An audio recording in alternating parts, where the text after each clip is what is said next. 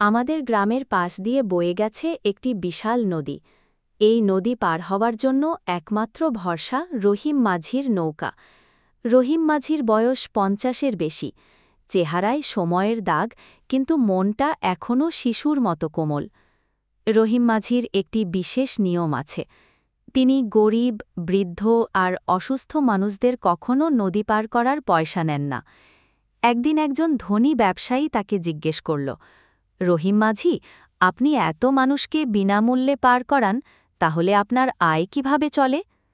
রহিম মাঝি হাসতে হাসতে উত্তর দিলেন, ভাই, আমি তো শুধু নৌকা চালাই, রিজিক দেন আল্লাহ, তিনি আমাকে দিয়ে যাচ্ছেন। ব্যবসায়ী আবার জিজ্ঞেস করল, কিন্তু আপনি তো অনেক কষ্ট করেন। রহিম মাঝি বললেন, এই যে বৃদ্ধা মা, অসুস্থ শিশু, গরিব মানুষগুলোকে পার করে দেই, এটাই তো আমার সদাকায়ে জারিয়া। আমার মৃত্যুর পরও যখন কেউ এই কাজের সুফল পাবে, আমি এর সওয়াব পেতে থাকব।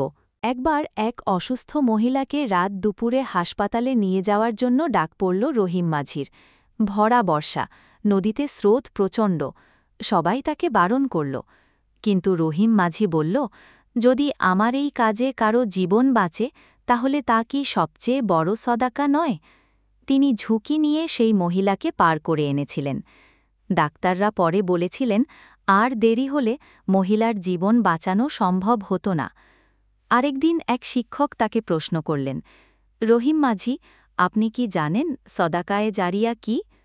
রহিম মাঝি বিনয়ের সাথে বললেন, হুজুর, আমি তেমন পড়ালেখা জানি না, কিন্তু আমাদের ইমাম সাহেব বলেছিলেন, যে কাজ মানুষের উপকারে আসে এবং তার সওয়াব মৃত্যুর পরও চলতে থাকে, তাই সদাকায়ে জারিয়া। আমার এই ছোট্ট নৌকাটাই আমার সদাকায়ে জারিয়া।